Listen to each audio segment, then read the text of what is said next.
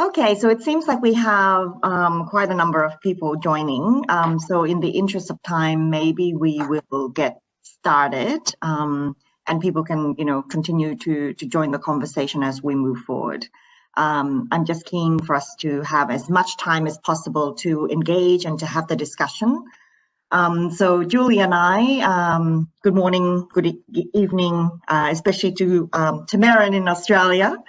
Welcome to this very special briefing of the Gender Reference Group.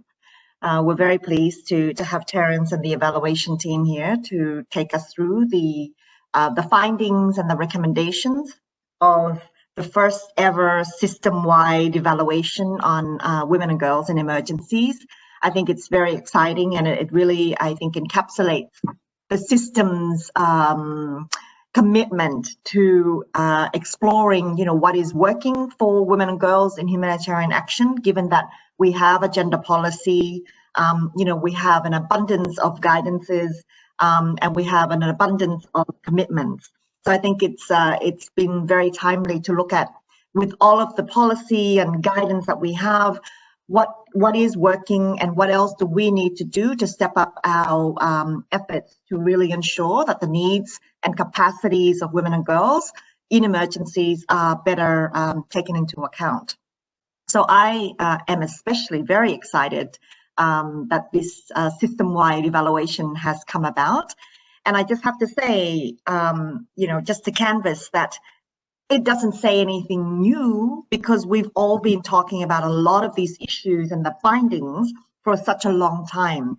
But it's so validating to have a report that tells you, that the work of gender experts are so critical to helping the system move forward. And it really highlights some of the good practices that are already taking place. And it highlights, what are some of the critical gaps that we now need to really focus on, including resources, including ensuring that we have technical expertise to really support, moving forward and implementing the policy and the guidances that we have in place. So I'm very excited that we're having this conversation, and especially with gender experts. We have quite a number of people online, so we won't have time to introduce everybody, but I think Julie has just done a reminder that, if we can all introduce ourselves. So just to get started, I just want to make 2 points. That this evaluation has been led, by the Interagency Evaluation Steering Committee, Humanitarian Steering Group. Kelly, who is, I think, the chair of that group, is also online. So any questions we have later, I'm sure she'll be able to fill in the gaps. We have Terence and the team who will take us through the evaluation, and we'll have opportunities to engage in terms of having questions. And at the end, we're also going to have opportunity to look at, what's the role of the GRG in supporting, in advocating for some of the conclusions and recommendations as well. But this is a very exciting way to continue the 16 days of activism. And for me, one of the things that has been very exciting, and Funmi has already highlighted, that, we are looking system-wide at what other things can we do to really address some of the shortages in resource, technical expertise, and funding. And one of the ways that our colleagues in pool funds through the SURF has been to look at providing more funding to services, and in particular women-led organizations working on issues of addressing gender-based violence. And so during 16 days on the 25th, the Emergency Relief Coordinator did allocate $25 million to UNFPA and UN Women to work on those issues. And, while $25 million is a drop in the ocean when we look at the needs out there, but I think it's also not a small amount. So I think it's those kinds of efforts need to be encouraged, and we would want other donors to step up and to really fund those gaps. So very exciting to see that there's so much effort in the system to address some of these issues. So I'm looking forward to the conversation. Julie and I will moderate this. So Julie, did you want to have Any intro before I hand it over to Terence? No, just to say hello, good morning, good afternoon, good evening, and just to welcome you to this discussion. I think that what comes after will be more interesting than anything I can say now, so let's wait. Exactly. So thanks. And so with that, I'm going to hand it over to Terence to take us through the evaluation, the findings, and recommendations. Okay, thank you, Terence. Sure. I think I'm not sure if I'm the. So I wanted to mention that Mariangela Bizzari from the evaluation team is also in the room today. So if there's any detailed questions, she would be probably the main person to respond, since she has deeply embedded knowledge about the entire process.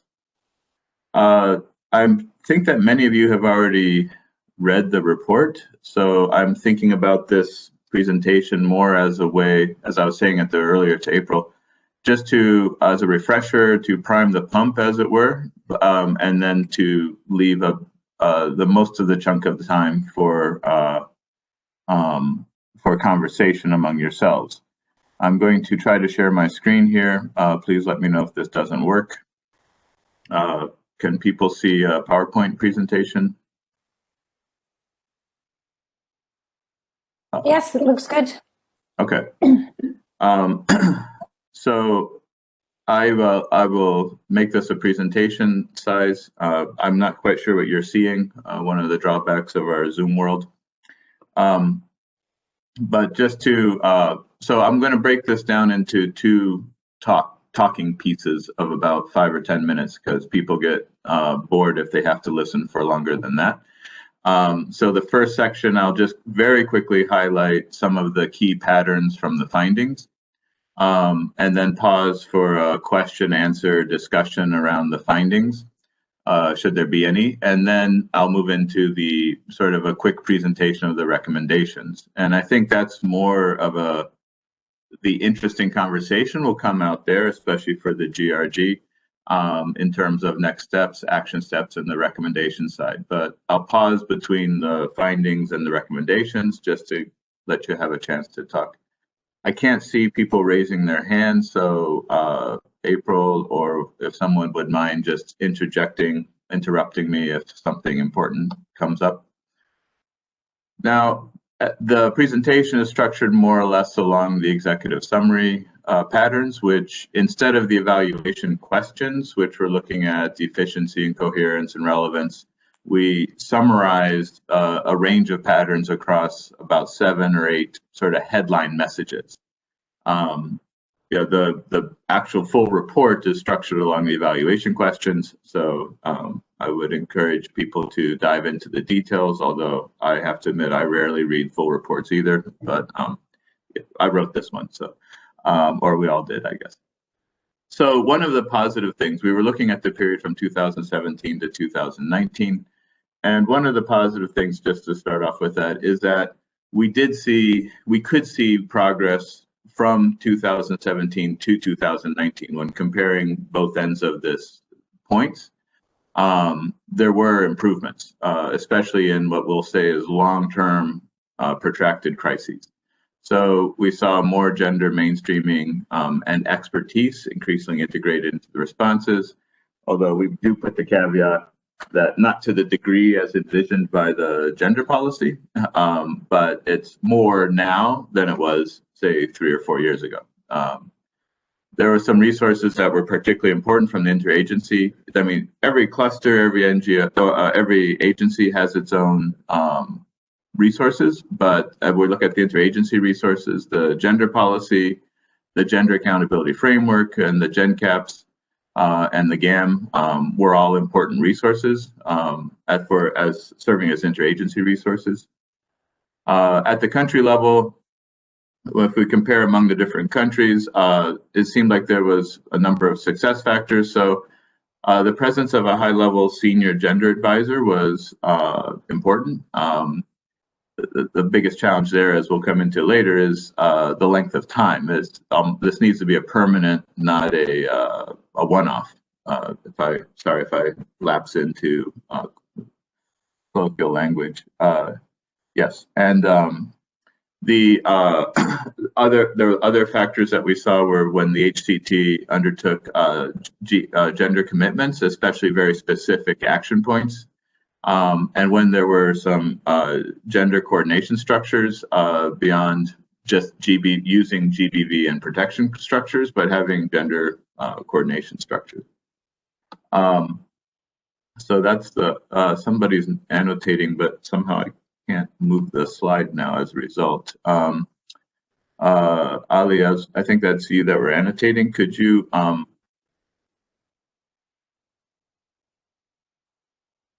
sorry, my screen has frozen and I can't flip it anymore. So let me stop sharing for a second. And I will go back to sharing, but without presentation format, I think.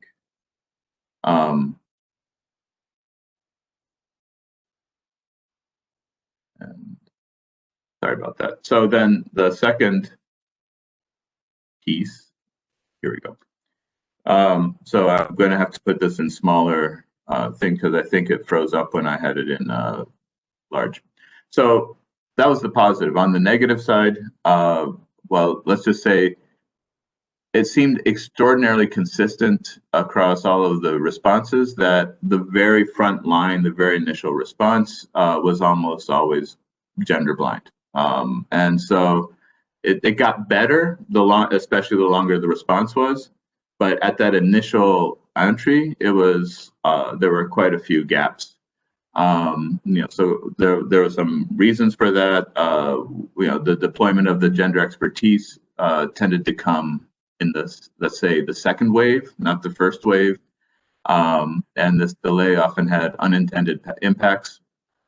But you saw it in terms of quality and the frequency of gender analyses, especially interagency ones. There tended to be a lot of individual analyses from different organizations, but they were often not commonly shared. People didn't know, they weren't coordinated well if they were done.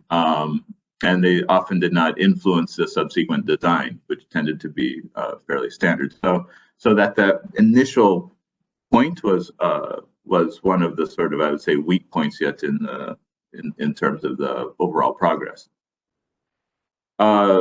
Another sort of headline, which will come as a surprise to no one, women's meaningful influence on decision making still remains limited in both protracted and sudden onset. And we had to clarify this quite a bit. When we're talking about women's participation, I think that was the original question. Women were often, you could find them consulted, they were interviewed, if you talk about affected population women. But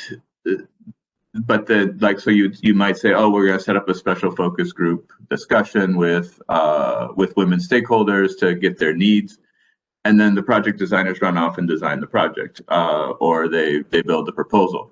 The next level up might be, can women access complaint mechanisms or feedback mechanisms? And then another level up yet would be, are they actually involved in making the decisions, not just are their views elicited as part of a survey? And so what we found is that at the sort of eliciting women's views or interviewing women, that was more or less happening fairly consistently, but women's affected population having influence on what actually happens in their lives was quite limited yet. So as you sort of go up the scale, and so at the complaints mechanisms, there's a higher variety of complaints mechanisms that have come out now, but women are still, some of them are more or less appropriate for women to access, but they're still less able to access than men, the complaint mechanism. And then when you come to decision making or influence, that's quite low yet. So there's still, so if you look at the range, it's kind of being met at the lowest level, but not at the sort of the more influential levels. There's been implementation progress around gender equality. I'm using gender as a shorthand for the long term. But there's still what I would call systemic gaps. So gender being treated as something that the humanitarian infrastructure has not yet normalized considering gender equality in terms of how it puts in positions, how it puts in structures, how it puts in its reporting processes. So some of these more boring institutionalization pieces weren't there, and that limits the effect to which, as it says here, thwarts efforts to sustain the progress. So a couple of key things here. It seemed like it was necessary to have both high-level strategic expertise at the level of the HCTs, but you also needed to have interagency, technical, specific expertise as well for gender. If you didn't have one, but you didn't have the other, then you ended up with sort of an imbalance. Like the high-level expertise was good, but then the individual sectors were resistant to some extent because they didn't have somebody who could speak their language. When you had somebody who could speak their language in the gender, you may not have had that person at the high level that's like making it pay attention strategically, because they end up being, and so you kind of needed both. And there's a heavy reliance on the GenCap advisors who do an excellent work in this for the interagency expertise, but again, it's a 2 to 3 year engagement when we have responses that are 30 years long in some places or more. And then the gender coordination is often disconnected from the operations in the clusters, and that, or from the HCTs, and that often limited its influence then. I realize I need to talk a little more quickly or concisely, but I'll try to finish in about 4 or 5 minutes here. The other thing, one other observation here is that there's no clear home for gender within the IASC. I think one of the quotes that I found quite compelling was somebody noted that gender is kind of an asterisk. When you look at the whole framework, gender is an asterisk, comes in as an asterisk underneath there.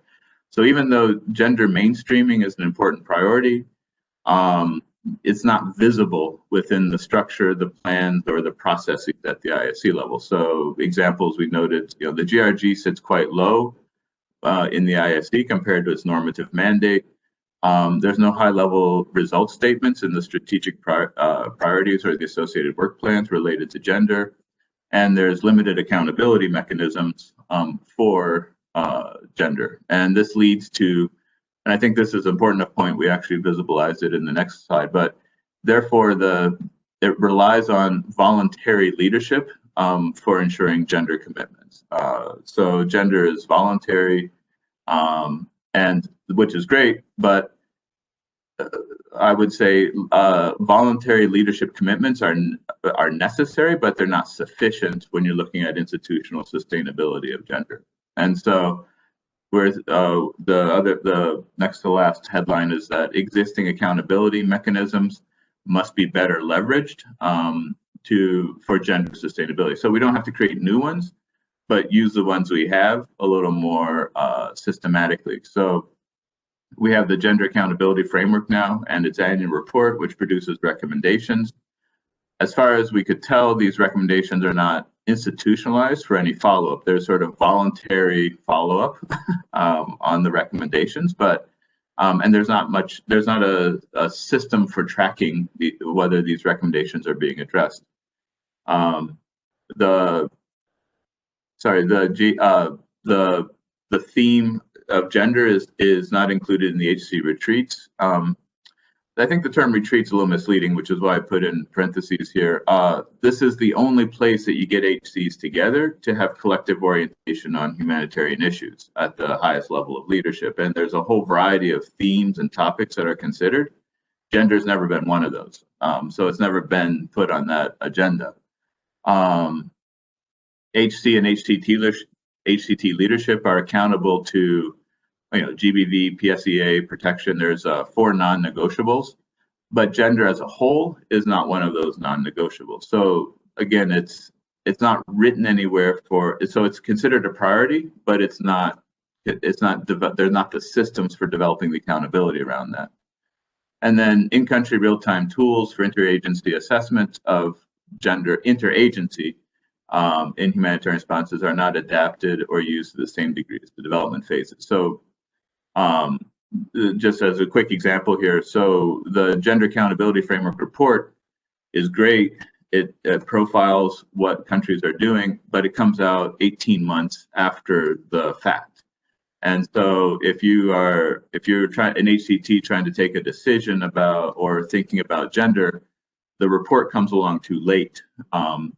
Now you have something like the UN swap score, the gender swap scorecards on the development side, but they're not that kind of, the gender accountability framework could be that kind of tool in the humanitarian sector, but it's not used in the same way. So so there's kind of something of a gap in terms of that real-time assessment.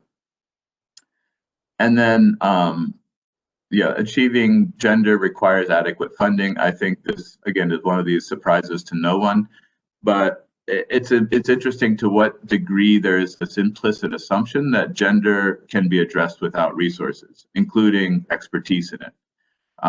Somebody made an interesting observation, like you would never consider setting up a health program and not having a health technical person, but nobody thinks anything about, well, do gender, but then assigning it, allocating it to non-gender people who don't know what that would imply. And so there's this idea that gender can be done on the cheap, that doesn't require money.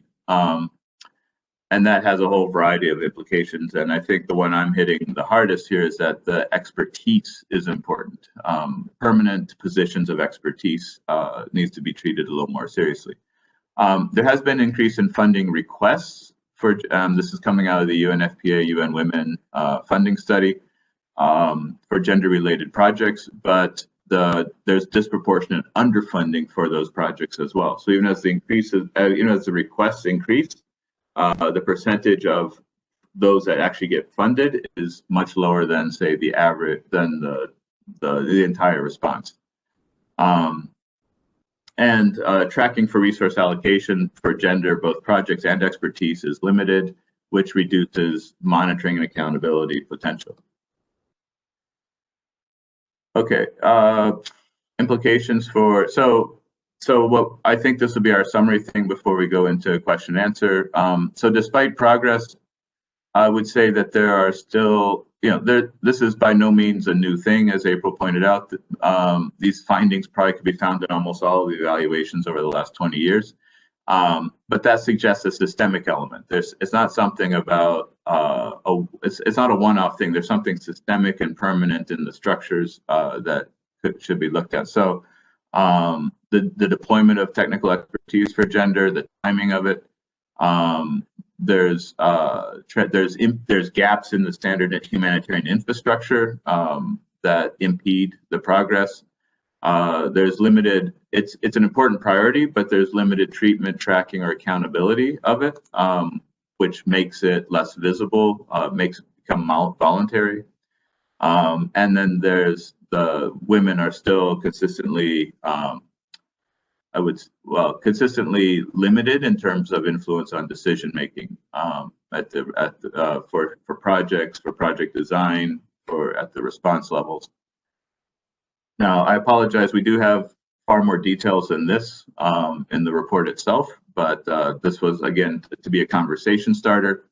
And I'm going to pause right there before we move into the recommendations for any question answer that we might want to do. So I'm not sure how to manage the question answer period, but maybe I'll pass that to April. Sure. So,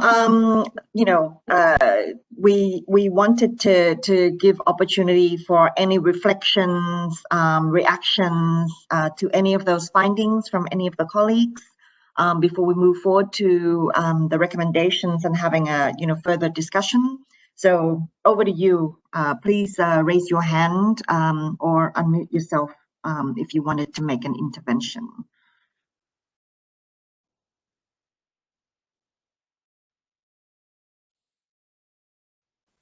Don't all be too shy. I think people must be overwhelmed because there's so much in what you've presented that I'm sure resonates with us all. It's hard to know. It's hard to to go. Was someone going to speak? I'm sorry, I just wanted to say that you probably can't see who's risen their hands, but Funmi has risen her hand. So I'll just unmute her here. Thank you. Funmi, please go ahead. Yes, thank you, Terry, for that comprehensive feedback. For the evaluation, and also for it was a fantastic report. And like April said, it's not what we don't know. A lot of these things we've been discussing. So it was good to have validation.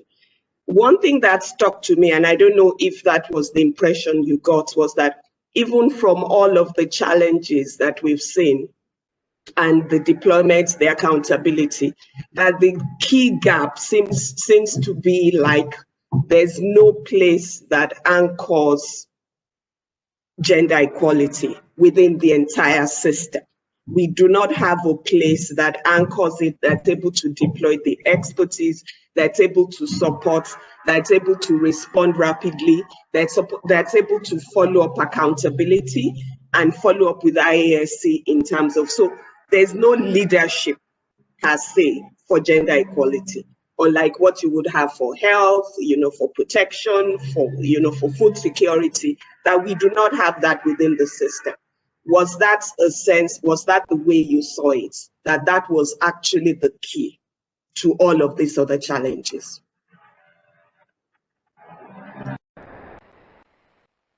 Maybe we can take a couple of questions before you respond, Terence, just for the sake of time. I also see that Delphine also wants to speak. Delphine, you have a question. Yes, thank you very much. I was trying to turn my video on, but I'm not. Oh yeah, I am managing. I'm not sure. Hello, everybody. And thank you so much for, first of all, to OCHA for investing in this evaluation, and for the colleagues from the Contera group for sharing the findings today. Perhaps my comment is a bit related to Funmi's. It strikes me when I'm listening to the findings that they sound more as symptoms rather than not really root causes. And so I am wondering if the evaluation team also delved a little bit into, what is causing the sort of inertia, though, it's great to hear that there has been progress. At the same time, I think it's right to expect that the progress should have been perhaps a bit more than what it is. For example, the 2021 HNO that just came out has entire sections that continue not to be disaggregated by sex and age, discussing refugee populations, IDP populations, without mentioning, women, children. So did you look into the root causes and potentially what are the organizational transformation that needs to happen within UN agencies and ourselves as well, by the way, as NGOs implementing? So it's a collective responsibility. So did we look at organizational transformations in order to support our programmatic ambitions? Thank you.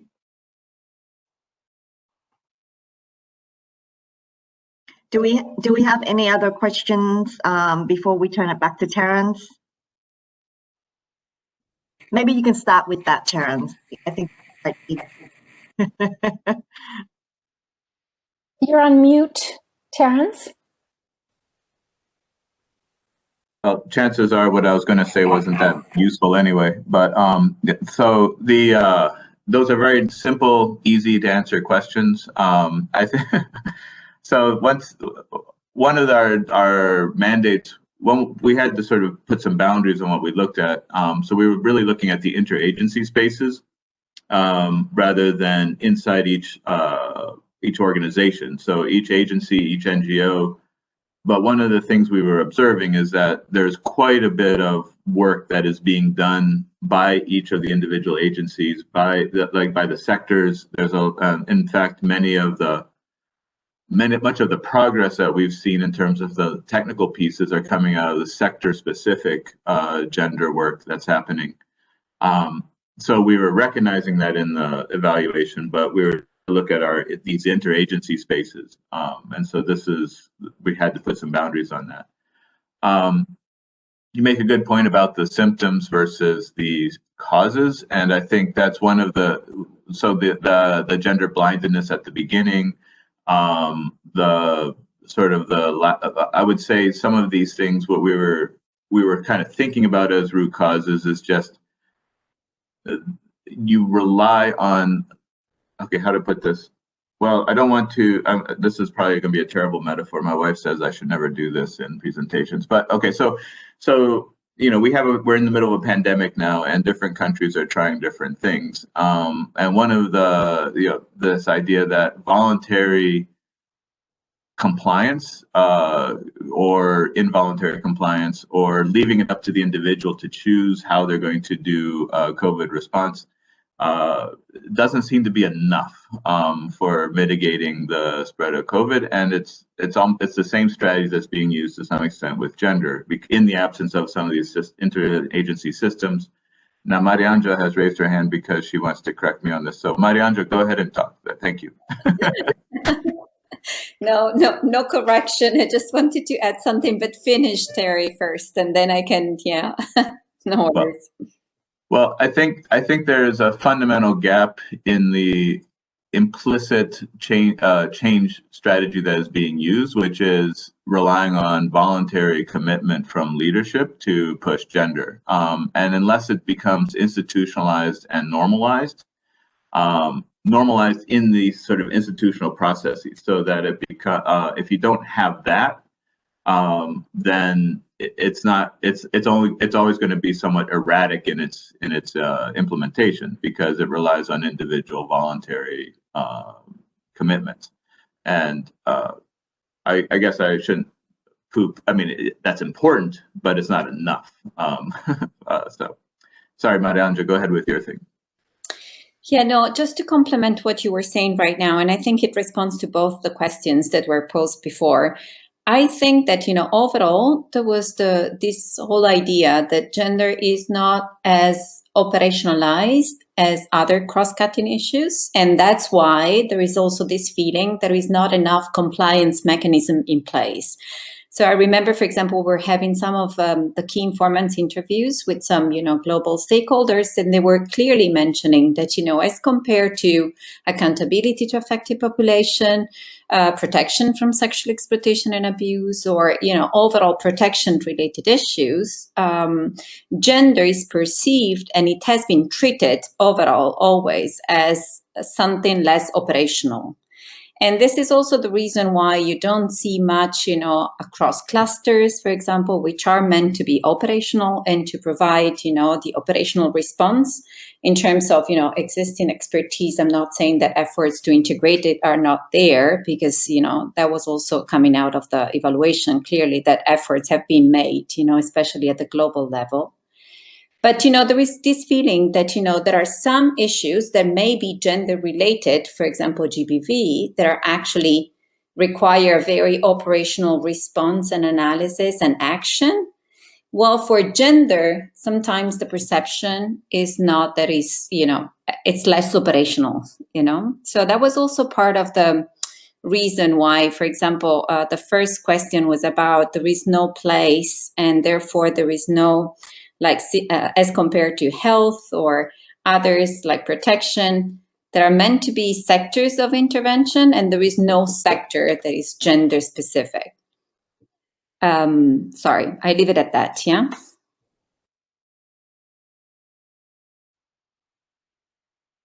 Thank you so much for that. I was going to say, actually, if people want to type in the chat, that's also a nice place for taking questions. But if anybody else wants to ask questions or comment, this is really for you to talk. I mean, we've said our piece in the report. Perhaps in the interest. Oh, go ahead, Enya. Yes, thank you all. I think I struggled with this issue for many years now with the ISC. So it's not, that we don't recognize that it needs to be, institutionalized more within all the structures of the ISC. I think we recognize that. The issue is always has been, at some point it was part of the sub-working groups that were functional and were, operational in the sense of like, really working together, making sure that we have ABC, we do the advocacy, we have the policy. There was a policy. The policy was so long ago, was created by the ISC. But then the follow-up on the policy, really making the policy have accountability framework for the policy. And I think we worked on all of that. And the issue is if we also if we only institutionalize it and it becomes, that entity is going to do that work alone, we will fail again. That's the whole premises of why we have not really tried to have one entity just, taking on all of this, because we feel that it's also it's the duty of all of us, to make sure that this is happening.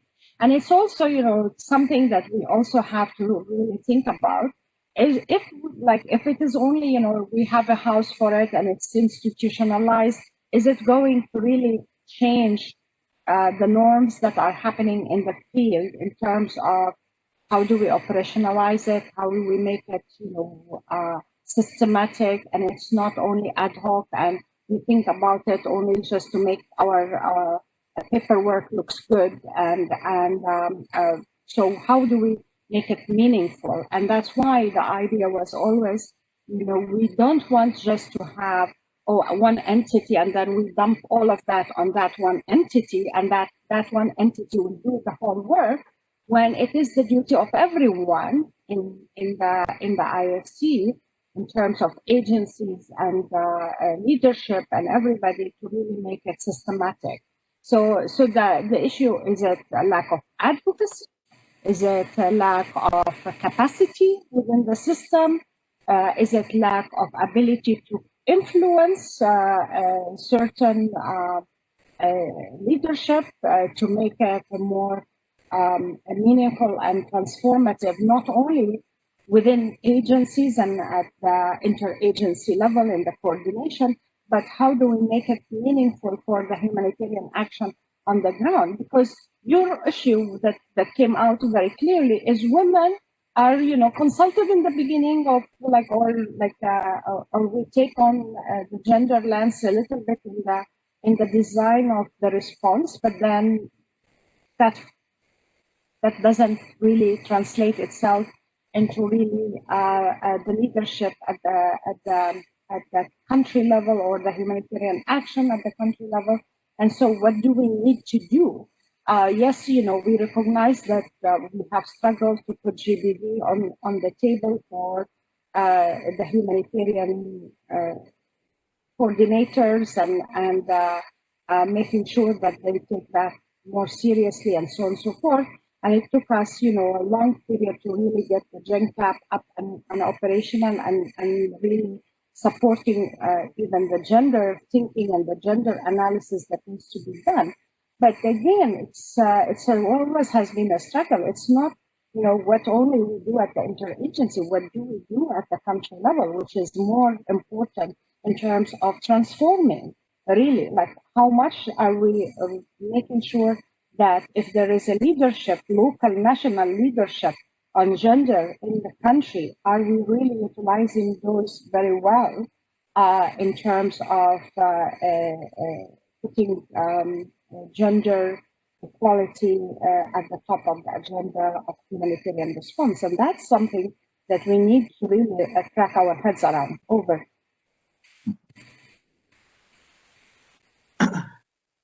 Well, yeah, that's. I think you've covered a whole variety of interesting points. I remember there's somebody once told me, like, simple problems are not problems because they have a single solution. Real problems are complex problems because they have multiple things that need to happen at the same time. And I think that's it felt like one of the debates that we were seeing quite often in across these conversations was gender equality is responsibility of everyone, but at the same time, if something is everybody's responsibility, it can also become no one's responsibility. And before I became a consultant, I used to have a real job working in the development and different NGOs and stuff. And I always hated cross-cutting themes. I complained about them bitterly. I said, cross-cutting themes are things that you like just well enough to not ignore completely, but not so much to actually pay attention to it. And because you never got enough funding, it was always like, 5% of somebody's time. And you put a whole bunch of 5%ers together and you said, there's the work that's going to be cross-cutting, and it never worked. It was always a struggle to get these to work out. And I think, so this is gender a priority, or is it a cross-cutting theme? It has these practical consequences in terms of who takes responsibility, or who should do it, or how do you systematize it?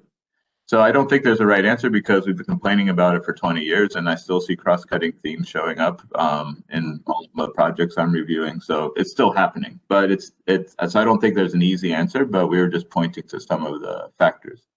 I have an answer. Oh, there you go.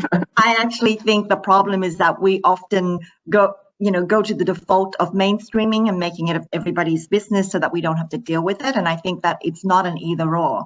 I think we absolutely need everybody to take responsibility, but at the same time, we also need the dedicated technical expertise and the dedicated resources in order to make a difference. And I think that that's the message that is not coming through. We're not saying that, we want everyone to be doing gender. Of course, we want everyone to take it on, but we also recognize that at times you need that particular dedicated strategic expertise to move things along, or that technical expertise to help with programming in particular sectors.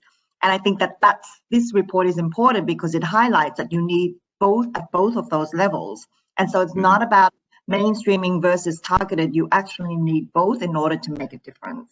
But perhaps we can move on with the presentation, Terence, because you're going to get us into the conclusions and some of the recommendations and how some of these discussions will fit into that.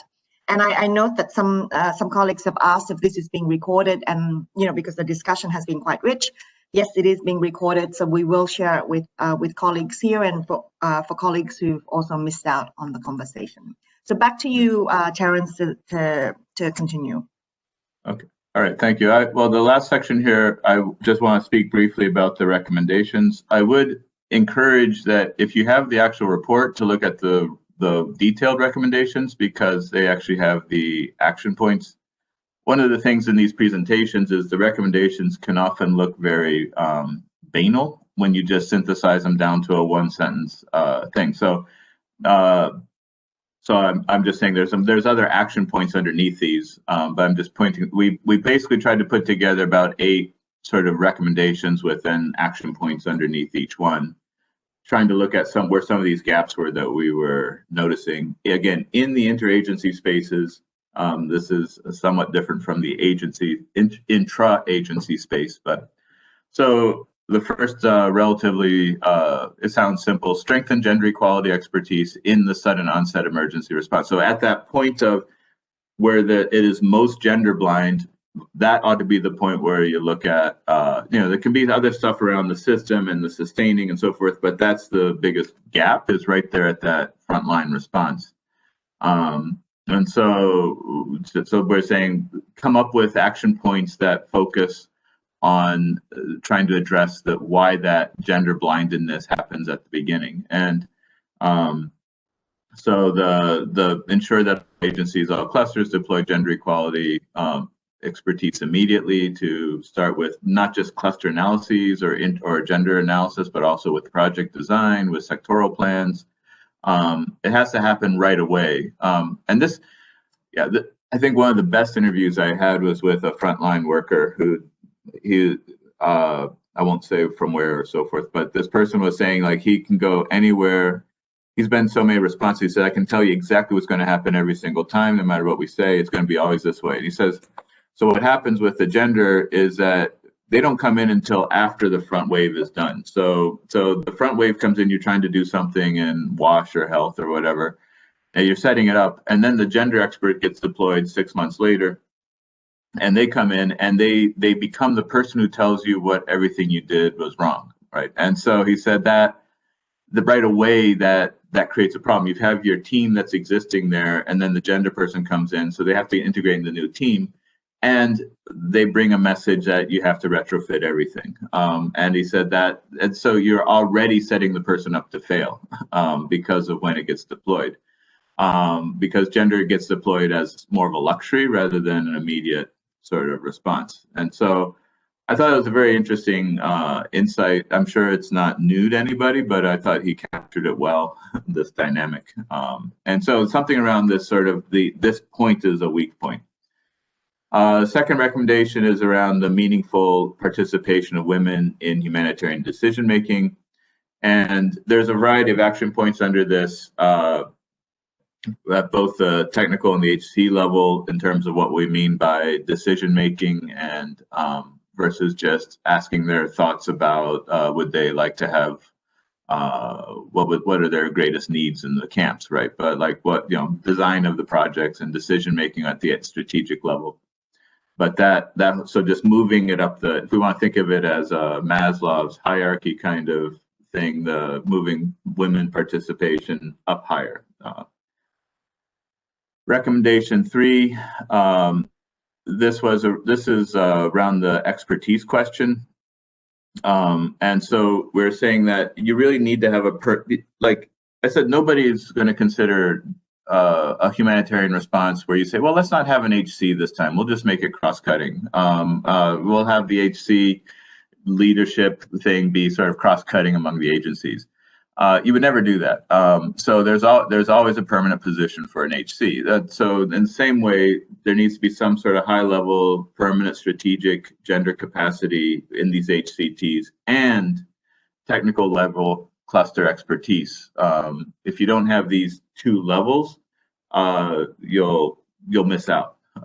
And so again, the action points are much more nuanced than the one-sentence summary. So the recommendation 4 then was looking at the gender results outcomes. So again, this goes back to the planning, the monitoring. There's gender-related results at both global and country levels. Even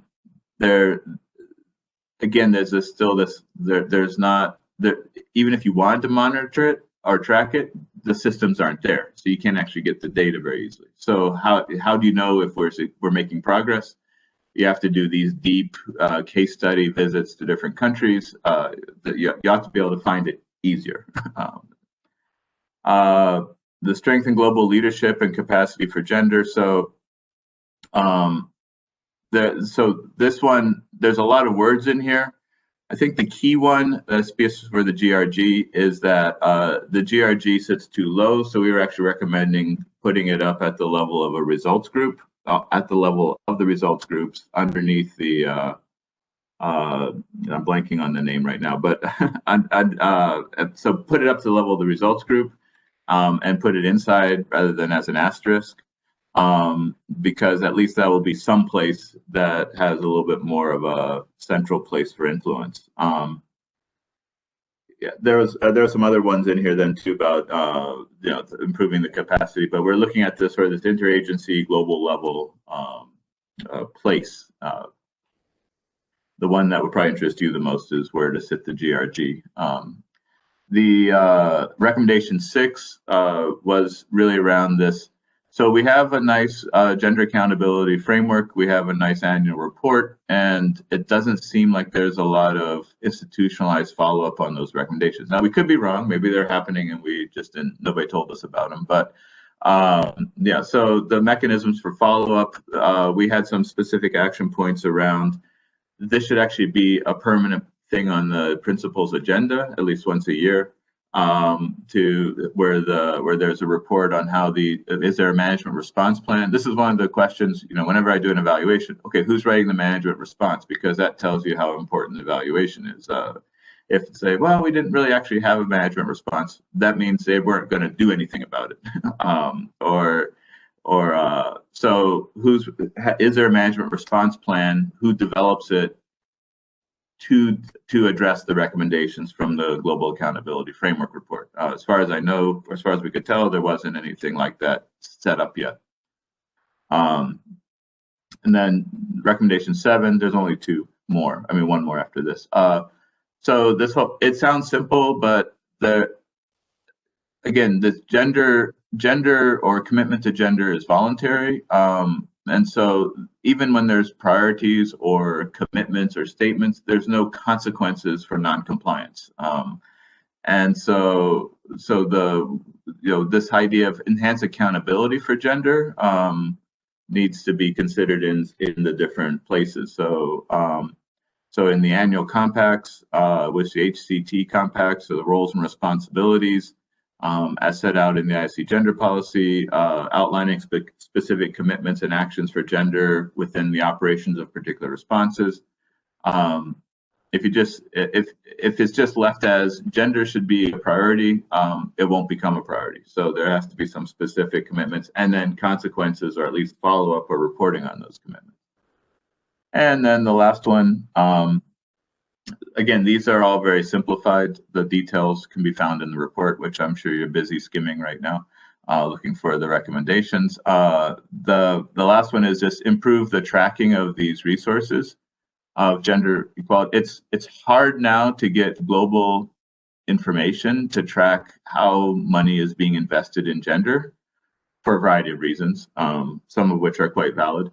But I think the other piece is for investing in gender equality expertise. The expertise piece is really hard to find. Like, how much are people putting into it? How much are HCTs investing in it?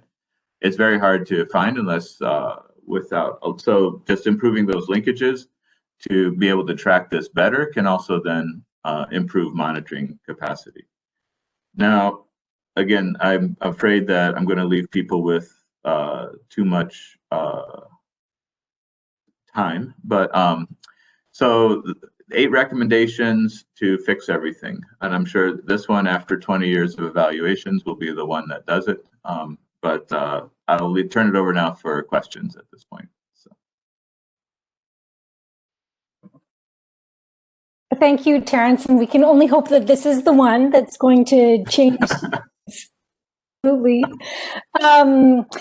So again, we really want to open this up to you. You can ask questions, you can comment, and also maybe try to think about, for the GRG in particular, with regards to these recommendations. I mean, there's a lot of things that have already been pulled out, I think, that we need to follow up on in terms of, the comment in the chat around the GIHAs and how are we connecting with what's happening at regional and country level, definitely, and how we're raising that. There are questions around the accountability framework report and the follow-up that we need to think about. And then there's the obvious question around the technical expertise and how that's needed from the very start, right? From the gender from the beginning. So those are some of the key points that I've pulled out, and there's a lot more. I had a long list of things that April and I will have to sort of figure out. But please, opening up the floor to comments, questions, you can put them in the chat. You can raise your hand. I don't know if I can see the hands. Anyone? Hi. Oh, yeah. Go ahead. Go ahead. Okay, just quickly. Hi, Kristen from IRC. I'm just curious, what's the communication plan that already exists around the report? It seems like, well, noted by many, right? These are not new findings, but I think they do give another opening to clearly articulate what the gaps are, and a number of useful recommendations. But I know, right, these things often just sit in our inboxes or somewhere, and I'm wondering if there are already plans or how the GRG can hope to really further sort of awareness and engagement, particularly around the recommendations. Thank you. And we'll take questions, I think, before we move on to the answers. I see Delphine. Did you have something you wanted to contribute? Go ahead. Yes, thank you. So indeed, thank you again for presenting the conclusions and recommendations. It just strikes me that, and I think it connects to what to what I put in the chat earlier, that maybe recentering gender, the conversation on gender equality in the humanitarian context as a rights issue is important. It tends to be treated as almost like a technical fix. And perhaps if we gave it the same importance as we do with protection, which a lot of course, humanitarian actors are really used to, and it is, gender equality is a right, it may contribute to elevating the attention to it. Secondly, so that's at a very high level, and I'm not sure what you do with that, but it just strikes me that in all the conversations I tend to participate, it's too much of a technical issue, and perhaps this is something we need to hold ourselves accountable, again, including us as NGOs, but you know, the point on expertise, I think, is spot on and so absolutely critical. And I just want to share a little anecdote, again, of the recent 2021 HNO. We were interested to understand if in countries that have GenCap advisors, the process was actually more deliberate about ensuring that gender equality is really at the center. And we were quite surprised to hear that in 2 countries that have GenCap advisors, they were not even able to see actually the HRPs, the HNOs, and the draft of the HRP before they were submitted to the higher level. Probably a time pressure, but they need to be really empowered. So it's having the expertise in place, but it's also really empowering them, giving them the mandate, and I think the authority to really be able to influence. Otherwise, I think it will also be, they will reach a situation where it's potentially really frustrating. So just wanted to share that as an anecdote. Thank you. Thank you. Jennifer was going to raise her hand in the chat. Thank you. I want to say, that's a really interesting comment, Delphine. I want to come back to it, but go ahead, Jennifer. Thank you. I'm not usually speechless, but I tried to raise my hand many times and it didn't work. I felt like that student jumping up and down with my hand in the air. So, I mean, I feel like there's so much that could be said on so many of these different comments, but I have to say I'm impressed at how you all think that, or how this group seems to think that protection has it made, because I feel like we could have this conversation within the protection cluster among all the other clusters and be saying, just exchange the word gender for protection. Because protection, you know, they just had a high level meeting to say, you know, the funding level is so incredibly low compared to the needs, and that, you know, we're always sort of begging, saying we're underfunded, instead of people recognizing the work that we do as being important and funding it at the level that it needs to be funded. And I think, you know, with GBV, as you know, we've been focusing a lot on integrating, we've stopped saying mainstreaming, integrating GBV into other clusters, and we've put a huge amount of energy into that. And it's actually not, a lot of that work has not been done by the GBV AOR. It's been done by the guidelines team, who started under the AOR, but are now just have a dotted line to us once they were endorsed by the ISC. I'm thinking in terms of the rapid response, because GenCaps go for, I know it's short term, but it's kind of longer term. It's not like within 72 hours of an emergency.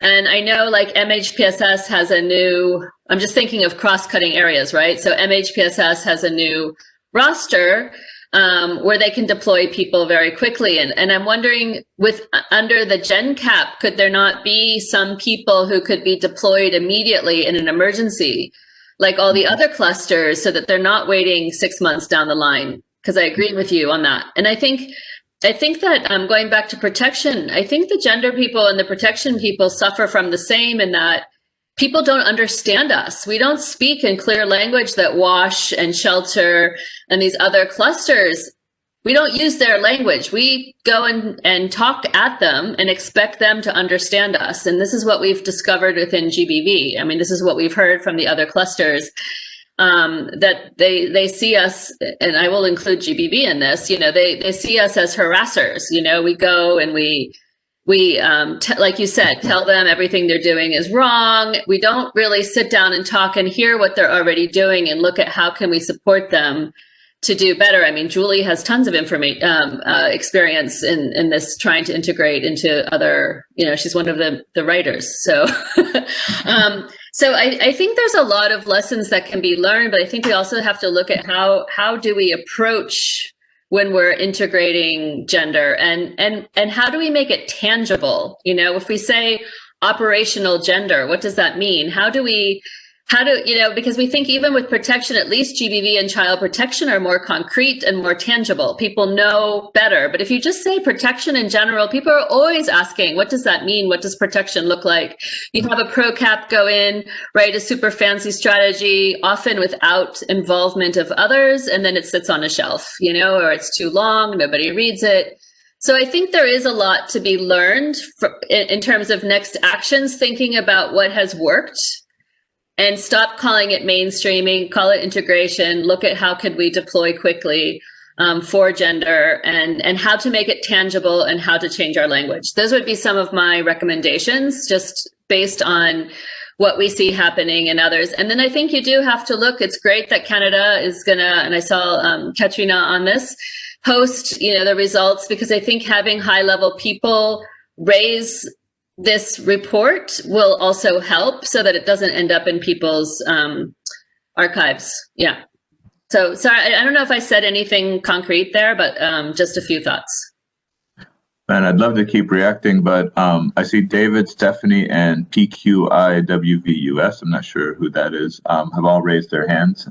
I guess, I don't know, David. Do you want to answer? Sorry, just before we move on, though, just because there's been a lot. I don't know if you have any key initial reactions that you want to give. We still have some time for other questions. So, Terence, if you want to, anything that stands out that you feel burning to contribute? That's a dangerous opening for me. I'm a professor, so I can speak for 50 minutes or 5 with no change in content, and I can react to anything. I'll give you 1 minute. Well, the recency bias will tell me, like, I thought your summaries there right at the end were awesome, because they mimic so much of what what we wrote. So, but like the language piece, that was almost word for word. Some of the interviews was around, like, you know, the gender people don't speak our language. We don't understand them when they come and talk to us, like a technical person saying it. Or, so we need somebody who can speak our language and gender and somehow bridge that gap. And that was one of the technical sector people sort of commenting about that. So I was thinking about that there. And then now I remember Delphine said something really important I wanted to write comment on, and now I remember talked about rights. She talked about gender as a right rather than something right after that. Well, it's gone forever. The expertise example, how you have to empower and give mandate and authority to the gender. Yeah, it's the timing of that expertise. It's like, if you're asked to be commented, if you're asked for comments on a design that has, proposal, that's too late, right? It was, somebody was saying this, right? Like, and it's the same thing. Like, if you're at the HCT level, it actually, you need to be in the conversations that develop the design, not commenting on the design. Like and so it's that, where does that person sit becomes, that's what we saw a lot of this. The expertise was often not used in places where the person was senior enough. It worked really well. They got in there, but when it was kind of a junior person, they often were sidelined, and then, comment on this, if at all, or develop the strategy, and then we're not involved. And so I thought that was a really important observation about the timing of the expert and where it sits. It becomes really important at that. Okay, I'm going to. Maybe you wanted to comment. Sorry, I'm just going to. Sorry, I'm going to pass on to David. I think it was, just to let others who haven't had a chance to speak speak now. Delphine, if you want to go back to the queue, please go ahead. But we'll pass on to David, I think, was it? I don't have the list, sorry. Yeah, can you hear me? Yes, go ahead. Yes, okay, great.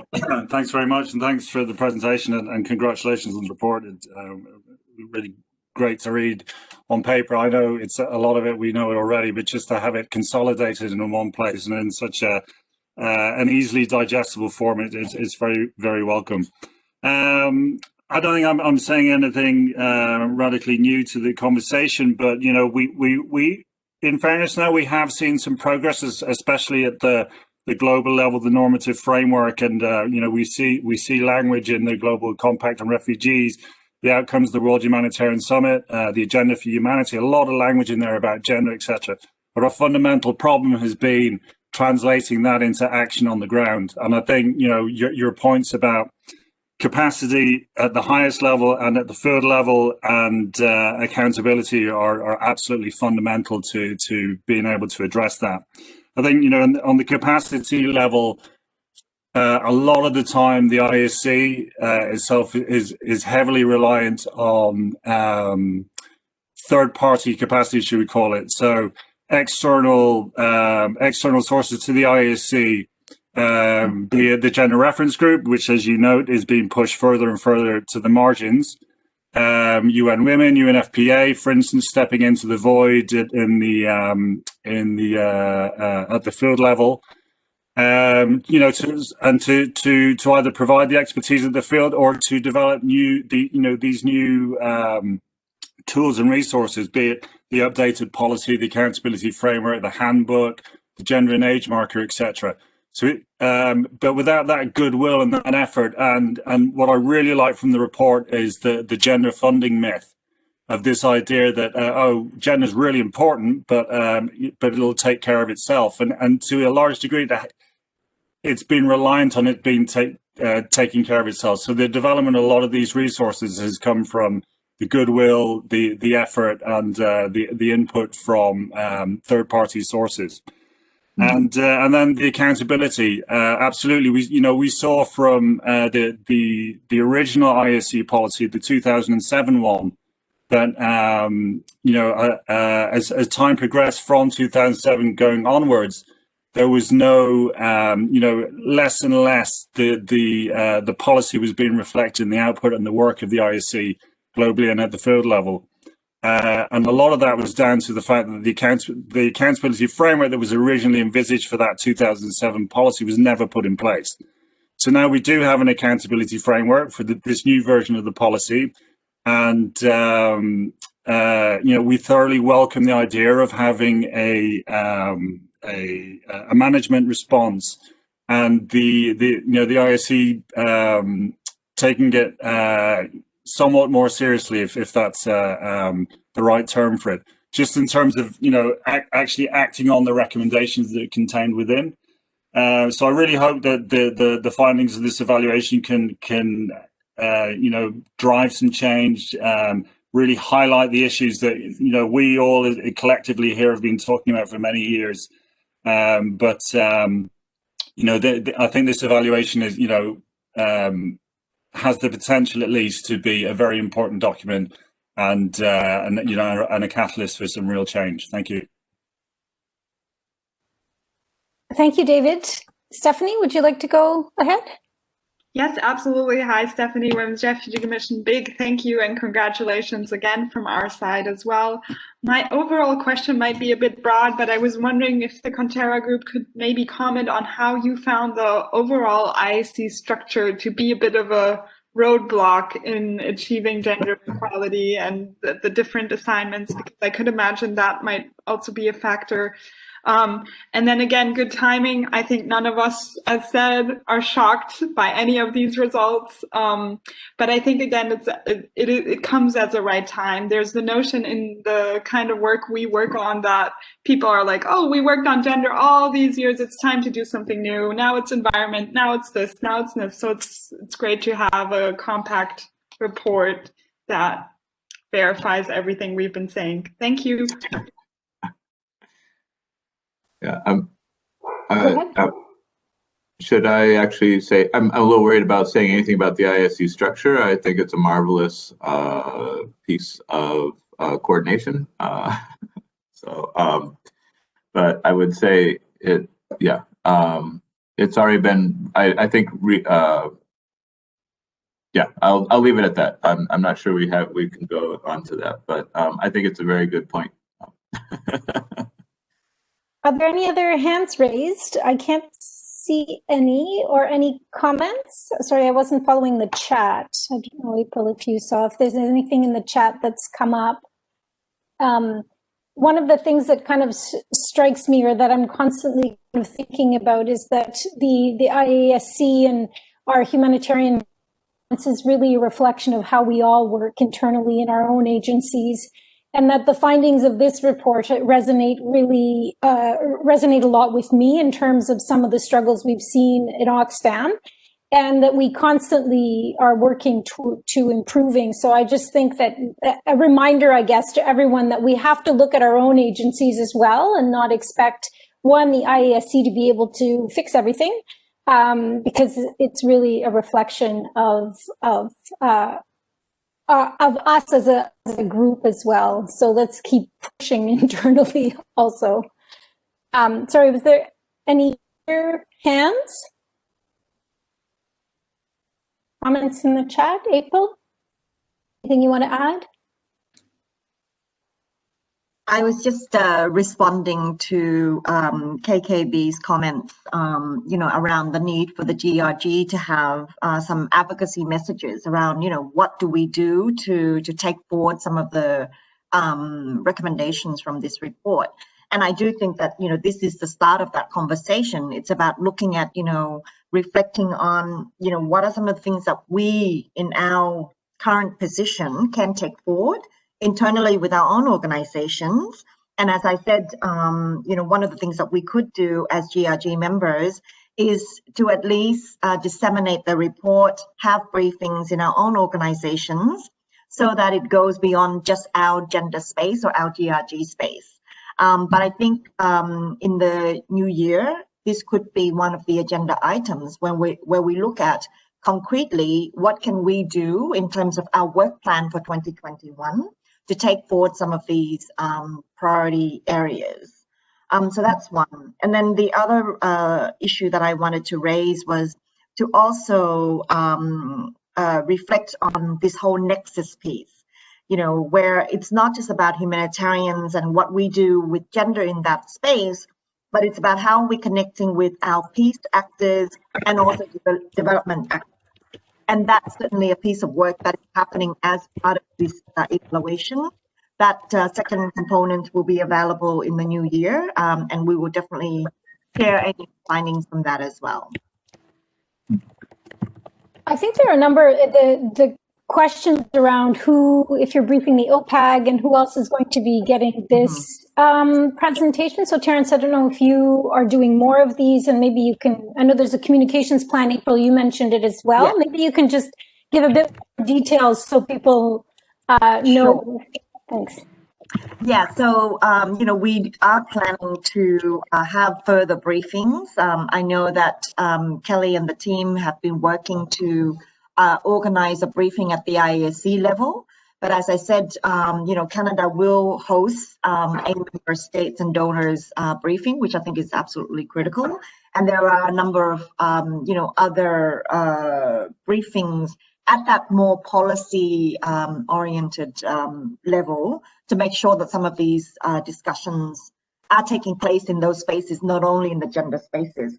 Because I think one of the things that have come out for us, again, is about the leadership and accountability. You can have the policies, but unless you have leadership that drives it, unless you have the resources committed to that at that leadership level, and you have the accountability mechanisms in place so that it's not voluntary, then everything falls apart. So I think it is important that we're not only talking amongst ourselves as a gender group, but that these are the conversations that happen at the more decision making levels. And so there is the intent that at the IASC level, there will be a briefing with principals and the various other groups. So that's being planned at the moment. I was thinking, I wanted to, Mariangela had raised her hand earlier, but then she took it down. I don't know if Mariana, did you want to add something here? No, I just wanted to go back to the first question that was about the next step with regards to accountability to the evaluation findings and recommendation, but I think that April responded already. Thank you. Okay. Yeah, there was something in here. I was thinking there was a word in here that called out to me in the chat about we have to keep pushing, and I was thinking about that because that was almost exactly what one of the interviews I had with. There was a gender specialist in NGO working at the project level, and she said she can always, as long as she pushes, it'll get paid attention to. But then when she stops pushing, it just collapses. It defaults back to something else. And so for her, that meant that there was something systemic, that she had to keep pushing against something in order to get it to happen. And then she didn't actually, we couldn't get to the point of like identifying what was the piece, but I just think that needing to push is also an indicator that there's something systemic still happening. But anyway, that's not a very helpful observation, so sorry about that.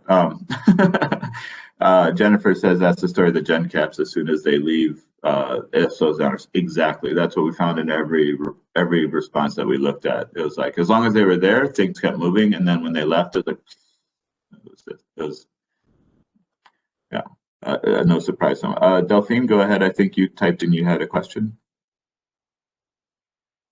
Yes, thank you. And sorry, I've put it in the chat, and apologies if I missed it, but I know that there are really, among the humanitarian attaches in Geneva, for example, in a number of missions, who are really friends of gender, if I may call them like that. There's really a number of them who would be really interested with a presentation.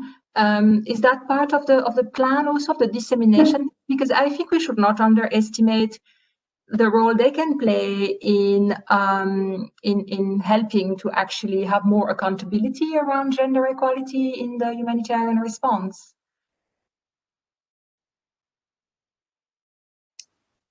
It's a good point, a good question. I don't have the answer, April or Terrence or someone. I just get told when to come and talk. I don't actually know the plan. Well, certainly following this discussion, I mean, there are a number of really important, I think, key follow-up and recommendations for actions that have come up. So, Delphine, we can certainly discuss that further following this and see, and maybe if you have some a specific idea about how to pull together this specific group, I mean, please send your ideas to April and myself as well, and we can see. And then we can just tell Terrence to come and talk at a specific time. Yeah, no, we're happy to help organize, as you know, Julie. I mean, some of these member states had even reached out to Oxfam and CARE. They knew about this interagency evaluation, and they were wondering if the report was ready. So we know there's really interest there. We're happy to help organize. That's great. Thank you. And also, in terms of the follow-up on accountability as well, the accountability framework for what year are we in? 2019, has been sent to the secretariat, to the IASC secretariat. So once that has been endorsed, I think that a lot of the recommendations in the accountability framework report will fit in quite well with the recommendations of this evaluation. So maybe merging the two as well in terms of trying to find some next steps on accountability. And David, I don't know if you want to quickly talk about the accountability framework report, and just again to thank so everyone knows that UN Women is really the driving force behind the data collection and compilation and analysis, etc. David, do you want to say a few words about it? Yeah, I'm still here, Julie. Thanks very much. As you say, the accountability framework is we've just submitted it. It's unfortunately has been delayed with COVID-19, as pretty much everything else has the world over. And yeah, I very much take on the point that was made about, you know, the lag between the report coming out and its ability for it to be a viable tool to reflect on for individual country context to be able to reflect on it and incorporate it into the following HP humanitarian program cycle. And we really do want to address that. I mean, ideally, we should be able to have the report coming out, within the first or at the very latest the second quarter. I think a lot of that has to be done. This is the second iteration that we're doing it, and we did have a great plan to do a much more streamlined process, but circumstances took over beyond our control. But I think now that it's in place, I'm going to call it an endorsement from this evaluation of the value of the accountability framework. I really hope that we can see that the IAC sees its value and its usefulness as a tool, and the actual process of gathering the information that we need will be a lot more streamlined, and people will. I think a lot of it has to do with people don't actually know what it's about or what their actual reporting obligations are with regards to it. So if we can get it to that point where it's coming out a quarter or second quarter after the fact, that gives it plenty of time in advance of the upcoming planning season, so that adjustments can be made, reflections can be taken on board, etc. And it's an evolving thing. We set it up and we rejigged it after the first go, and I'm sure we'll do the same again. We found out new processes, etc., and reporting lines that we weren't aware of that we can tap into, and that they can tap into us, etc. So as said, I'm going to take it as an endorsement of the accountability framework, and thank you very much for that. Over. Yeah. Thank you. So I'm conscious we have 5 minutes left. I don't see any other hands, so maybe just passing back to you, Terence, if you have any sort of final words or comments. Well, I was actually curious. Since I'm an evaluator, I'm always asking who does the management response. So for the accountability framework report, is there a management response process? As of yet, no. Hopefully going forward, yes. That was one of our recommendations. So, absolutely, yes. Yeah. No, if that can happen, that would be fantastic. I mean, you'll see the coming report. We do have additional recommendations, but there's the whole slew of the initial recommendations from the first report that still stand, and we've actually included them as an annex because they're still outstanding.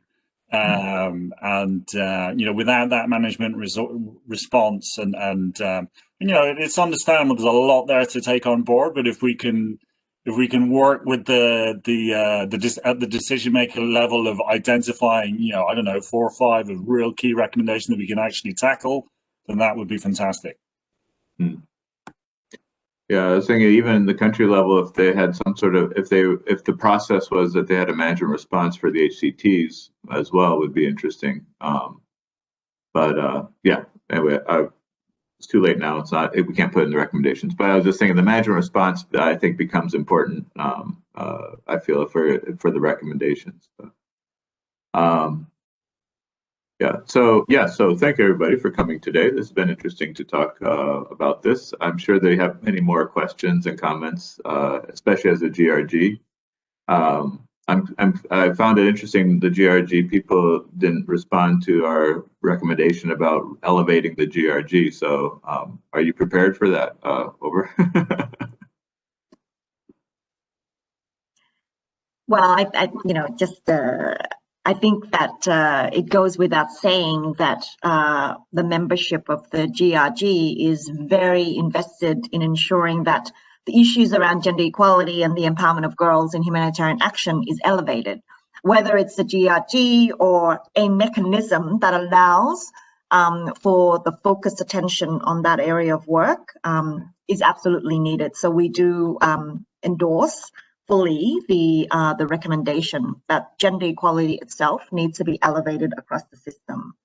Having said that, I do think that, as a first step, and just to kind of consolidate some of the discussion that's happened this morning, is to ensure that the findings and the report and the recommendations themselves are far and widely disseminated across all of our entities. And that part of that initial advocacy should be that it goes to our own senior management in our own system, so that they can then advocate if they do interact with IASC principals or decision makers around the need to elevate these issues, to prioritize these issues, and to prioritize, some of the need to ensure that, women's participation is increased, to ensure that funding and resources is increased, to ensure that technical capacity around gender equality is valued and prioritized across the whole system. So I do think that there is a role for all of us in terms of the initial advocacy and sharing the findings within our own organizations, and ensuring that when principals or decision makers are meeting, that they are asking for some of the findings to be further examined. So I really want to, to end on that point that it needs to be beyond the GRG. We're great in terms of, being that coordination space to have some of these discussions, but that in order to move forward this agenda, we do need to have the buy-in and the championing. I think Henia had made the point that we need champions at the ISC level. So we can all do our part to make sure that these issues are championed. That would be great. Julie, do you want to come in and say any concluding words in the last 60 seconds? I feel like you've done exactly that, April. So I think unless unless Terrence, you have final 30 seconds now. No, I think it's great. Thank you everyone for your participation, for your interaction, for really thinking this through. And certainly, as April said, this is the end of the discussion. This is the beginning of the discussion. And we'll be taking it forward in a number of other spaces, including the GRG at our next meeting in January. So thank you again. Have a great weekend, everyone. And we will reach out to us if you have any thoughts that come to you or any suggestions. Thanks very much, everyone. Thank you. Bye-bye. Thank you, Terrence and the group. Thank you. I should have mentioned Mireya Kano joined us as well, another evaluation team member, but I think she left already. So hello, Mireya, and I didn't see you until just now. Have a nice evening, day, everyone.